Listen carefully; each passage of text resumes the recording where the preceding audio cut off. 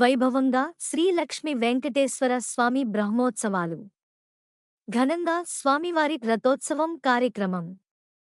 రథోత్సవ కార్యక్రమానికి అశేషంగా తరలివచ్చిన భక్తులు. శ్రీ లక్ష్మీ వెంకటేశ్వర స్వామివారి సంపూర్ణ అనుగ్రహం అందరిపైన ఉండాలని మహబూబ్ నగర్ ఎమ్మెల్యే యన్నం శ్రీనివాస్ రెడ్డి ఆకాంక్షించారు.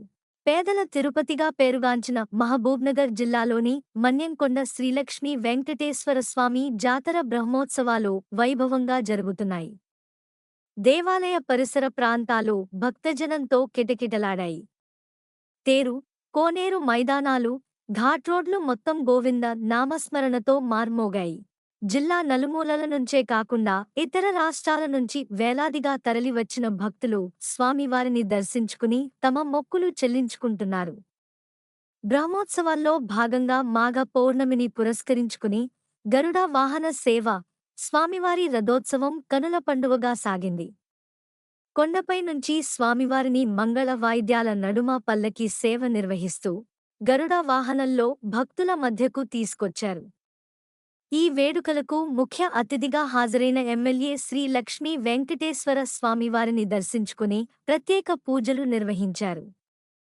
ఈ సందర్భంగా ఆయన మాట్లాడుతూ శ్రీ లక్ష్మీ వెంకటేశ్వర స్వామివారి బ్రహ్మోత్సవాలకు వచ్చే భక్తులు ప్రశాంతంగా స్వామివారిని దర్శించుకుని మంచి అనుభూతితో తిరిగి వారి గమ్యస్థానాలకు క్షేమంగా వెళ్లేందుకు క్షేత్రస్థాయిలో అందరూ పని చేయాలని సూచించారు. భక్తులకు మీరు చేసే సేవలు శ్రీ లక్ష్మీ వెంకటేశ్వర స్వామివారికే చెందుతాయని ఆయన చెప్పారు.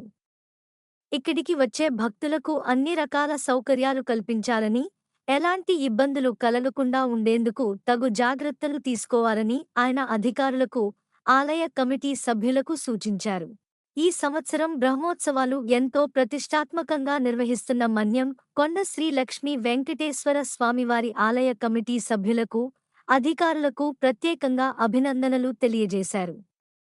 ఈ కార్యక్రమంలో జిల్లా కలెక్టర్ శ్రీమతి విజయేందర బోయి, జిల్లా ఎస్పీ శ్రీమతి డి జానకి, ఆలయ కమిటీ చైర్మన్ అలహరి మధుసూదన్, గ్రంథాలయ సంస్థ chairman Mallu Narasimha Reddy, MUDA chairman Lakshman Yadav, Mahabubnagar మాజీ మున్సిపల్ చైర్మన్ ఆనంద్ గౌడ్, నాయకులు బుద్దారం సుధాకర్ రెడ్డి, బ్లాక్ కాంగ్రెస్ పార్టీ అధ్యక్షులు సుధాకర్ రెడ్డి, ధర్మాపూర్ నరసింహారెడ్డి, గోవింద్ యాదవ్, నాయకులు జాజిమొగ్గ నరసింహులు, పాపారాయుడు, పోతన్ పల్లి మోహన్ రెడ్డి, మల్లు అనిల్ రెడ్డి, మన్యం కొండ దేవస్థానం పాలక మండలి సభ్యులు, అధికారులు తదితరులు పాల్గొన్నారు.